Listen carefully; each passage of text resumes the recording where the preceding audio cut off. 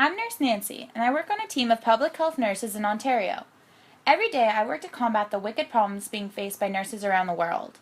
Today, I'm going to talk about one in particular. Obesity is a complex problem, impacting a large variety of people across Canada.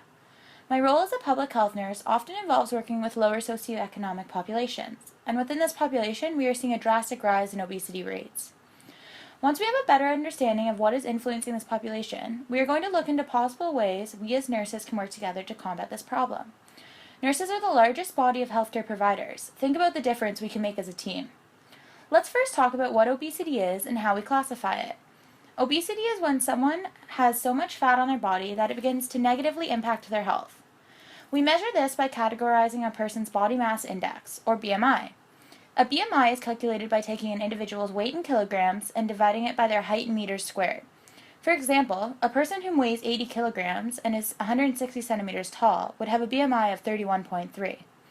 A healthy range for adults is 18.5 to 24.9, and a person is considered to be obese when they have a BMI greater or equal to 30. Although BMI can be inaccurate when measuring people with a higher or lower than average muscle mass, found in bodybuilders, children, and elders, BMI gives us an accurate picture when looking at the general public. Let's first consider the entire population of Canada. In Canada, 6.3 million adults are currently considered clinically obese. That's an astonishing 1 in 4 people.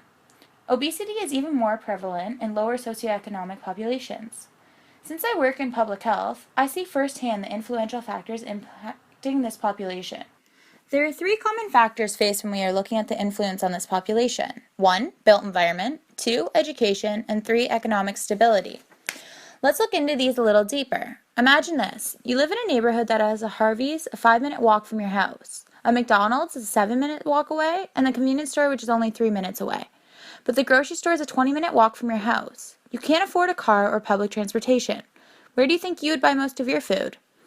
That's a common problem faced in low-income neighborhoods. This is how important built environment is when we talk about health and obesity. The people living in these areas often lack access to healthy foods, and this leads to a higher level of obesity. Without access to fresh foods, how can we expect these people to have the opportunity to eat healthy meals? The second factor we need to consider, as the well-educated nurses that we are, is the population's education. Most often, people living in lower income neighborhoods have a lack of knowledge and understanding regarding nutrition. Not only are they less likely to make informed healthy choices, but education levels go hand in hand with economic stability. Economic stability is the third influential factor. Most families in these neighborhoods have a limited income. Let's put ourselves in their shoes. If you only have $20 for groceries this week, would you spend it on produce that'll only last 4 or 5 days? Or would you buy the mac and cheese that would last you a month? In order for these families to ensure food security, they often have to choose the food that will last longer. And this food is often less nutritious. As we can see, these 3 factors go hand in hand, and thus we must be creative and understanding when brainstorming and implementing future policies.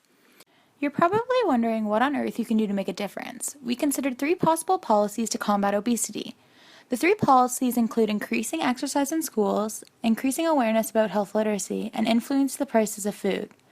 As a team, we decided to focus on creating a policy called a fat tax, since economics is the largest contributing factor to this problem.